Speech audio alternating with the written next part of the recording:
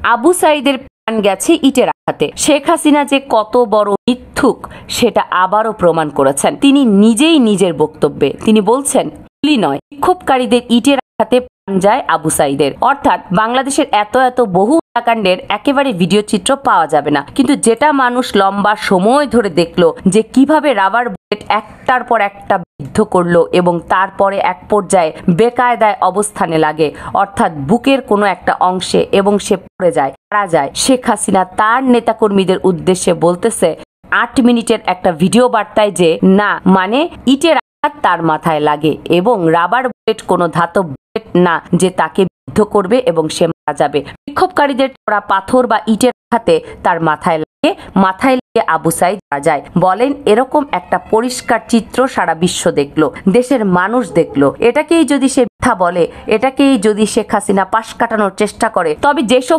কাণ্ডের কোনো ভিডিও চিত্র নেই, একেবারে গুলি করে এরকম কোনো চিত্র পাওয়া যায়নি, এরকম কোনো চিত্র নেই, সেগুলোকে কি বলবে শেখ হাসিনা? সেগুলোকে ওই যে তিনি বলতেছেন যে এটা একটা ষড়যন্ত্র, ধাতব মুদ্রা, জামাত শিবির তারা নিয়ে আসছে, পুলিশের পোশাক পরে নানান রকম যুক্তি দিচ্ছে, মানে আবু সাঈদের ঘটনাটা পর্যন্ত চেপে যাচ্ছে। আজকে একটা জিনিস ভালো লাগলো, আনন্দবাজার কিন্তু একটু ভাবে শিরোনামটা করেছে, যেটা শেখ হাসিনার বিপক্ষে যায়, যে গুলি নয়, বিক্ষোভকারীদের ইটের আঘাতে প্রাণ যায় আবু সাঈদের, সাফাই শেখ হাসিনা। অর্থাৎ শেখ হাসিনা সাফাই গাইছেন। এই ধরনের শিরোনামটার অর্থ হলো যে ভাবে বিষয়টি উপস্থাপন করা, যেটা শেখ হাসিনা যে সঠিক বলছেন না মিথ্যা বলছেন সেই দিকেই নির্দেশ করে। আর ডক্টর মোহাম্মদ ইউনূসের বিরুদ্ধে যত বলবে তত ইউনূসের কিন্তু লাভ হবে, তত বেশি জনপ্রিয় হবে। আজকে বলছে যে হাসিনার অভিযোগ বিদেশের সঙ্গে ষড়যন্ত্র করেই বাংলাদেশকে ধ্বংস করতে চাইছেন ইউনূস। নিজের নেতাকর্মীদের উপর নির্যাতন নিয়ে সরব হয়েছেন শেখ হাসিনা। তা হোক, সেটা সে হোক, কিন্তু আবু সাঈদের ব্যাপারটা এভাবে নির্জলা মিথ্যে কথা কিভাবে বলে চিন্তা করেন। মানে এই 15টা বছর কিন্তু মিথ্যা বলেই কিন্তু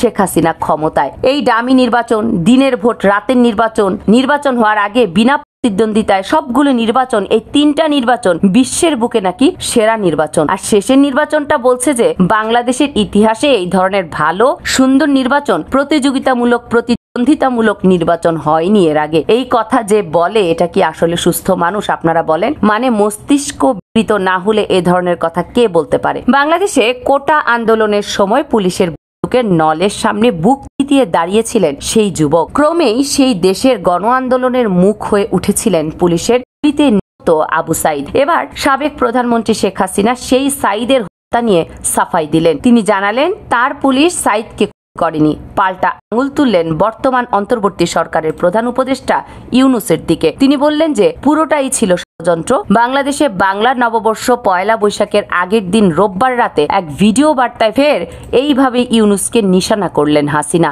8 মিনিটের সেই ভিডিও বার্তায় আওয়ামী লীগ নেত্রী আরো জানিয়েছেন, দেশকে ধ্বংস করার জন্য বিদেশ থেকে টাকা আনছেন ইউনূস, দেশের মুক্তিযুদ্ধের ইতিহাস মুছে ফেলার চেষ্টা করছেন।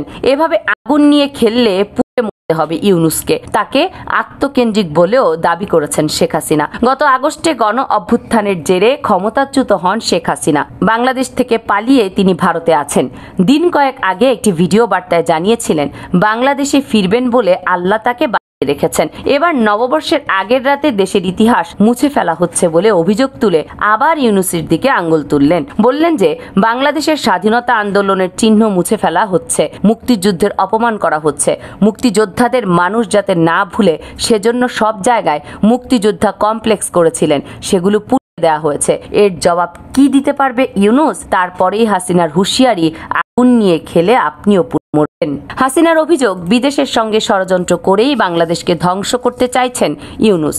অভিযোগ উঠেছিল বাংলাদেশে শেখ হাসিনা সরকার পতনের নেপথ্যে আমেরিকার তৎকালীন জো বাইডেন প্রশাসনের হাত রয়েছে। সেই নিয়ে কটাক্ষ করেছেন ডোনাল্ড ট্রাম্প। পরে তিনি প্রেসিডেন্ট পদে বসে সে অভিযোগ খারিজ করেছিলেন। হাসিনা যদিও এ নিয়ে নিজের অভিযোগ থেকে সরতে রাজি নন। তার কথায় সুদখোর, ক্ষমতালোভী, অর্থলোভী, আত্মকেন্দ্রিক ব্যক্তি বিদেশের সঙ্গে মিলে ষড়যন্ত্র করেছে, দেশকে ধ্বংস করার জন্য বিদেশের টাকা ব্যবহার করেছে, বিএনপি, জামায়াত ইসলামী খুন নির্যাতন করেছে। এরপরে নিজের দলের নেতাকর্মীদের উপর নির্যাতন নিয়েও সরব হয়েছেন। তিনি জানিয়েছেন গত কয়েক মাসে আওয়ামী লীগের নেতাদের কারখানা পুড়িয়ে দেওয়া হয়েছে বা বন্ধ করতে বাধ্য করা হয়েছে, হোটেল হাসপাতালও বন্ধ করা হচ্ছে। আন্দোলনকারী আবু সাঈদের নিয়ে কিছু প্রশ্ন তুলেছেন শেখ হাসিনা। গত বছরের জুলাই কোটা আন্দোলনে পুলিশের গুলি লেগে তার মৃত্যু হয় বলে অভিযোগ। গত ফেব্রুয়ারিতে মানে জাতিসংঘের রিপোর্টে বলা হচ্ছে ইচ্ছাকৃত বিচার বহির্ভূতভাবে খুন করা হয়েছে সাইদকে, এবং সেখানে জাতিসংঘের রিপোর্টে বলা হচ্ছে যে বাংলাদেশের যে গণহত্যা হয়েছে তার মূল নির্দেশদাতা হচ্ছে শেখ হাসিনা। তার সাথে জেনারেল তারিকের নাম বলা হয়েছে, আছে আসাদুজ্জামান খান কামাল সাবেক স্বরাষ্ট্রমন্ত্রীর নাম। তো জাতিসংঘের রিপোর্টও কোনো রিপোর্ট না, উনি যে বয়ান দেবেন এটিই হচ্ছে আল্লাহর অলির বাণীর মতো আর কি সত্য, মানে এটা আর খণ্ডানোই যাবে না। রিপোর্টে বলা হয়েছিল যে 7.62 mm বুলেট ব্যবহার করেছে পুলিশ। হাসিনার দাবি ওই দিন পুলিশ শুধুই রাবারের গুলি ছুড়েছিল। তার কথায় আবু সাইদকে রাবারের বুলেট ছোড়া হয়েছিল, ধাতব গুলি ব্যবহার করা হয়নি। তারা যখন পুলিশকে লক্ষ্য করে পাথর ছিলেন তখন একটি পাথর তার মাথা থেলে যায়। পুলিশের আত্মরক্ষার অধিকার আছে। 7.62 mm বুলেট কিভাবে এলো? কে মিছিলে বন্দুক নিয়ে এসেছিল?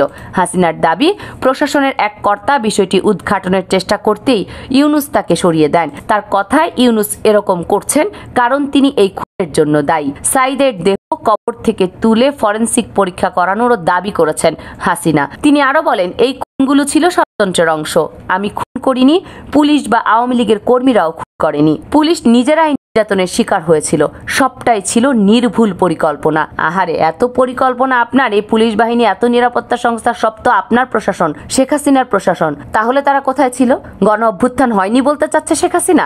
লাগাতার গণ অভ্যুত্থান হইতে হইতে 36 দিনের মাথায় হাসিনা আপা আপনার পতন ঘটেছে। ভুলে গেছেন এত তাড়াতাড়ি? আর এটা ছিল নাকি ষড়যন্ত্র? কি অদ্ভুত ব্যাপার। তো দর্শক, বাংলাদেশের সরকারের সর্বোচ্চ পদে বসে থেকে তিনি ছিলেন, তার মুখে যদি এরকম মিথ্যা বয়ান হয়, আবু সাইদের মৃত্যুটা নিয়েও যদি প্রশ্ন তোলা হয়, এর চেয়ে আর দুঃখজনক আর কি হতে পারে বলেন? এতে যেটা প্রমাণ হয় শেখ হাসিনা একদম একেবারে বিতর্কহীন নির্ভুল মিথ্যাবাদী, সেটা আবার প্রমাণ হলো। দর্শক, আমার কথাগুলোর সাথে যদি আপনারা একমত হন আর আবু সাইদের বিষয়ে যদি আপনাদের কোনো কমেন্টস থাকে যে শেখ হাসিনা সত্য বলছেন না মিথ্যা বলছেন, সেটি কমেন্টস করে জানাবেন। কামরুন নাহার রাখি, কেএনআর মিডিয়া।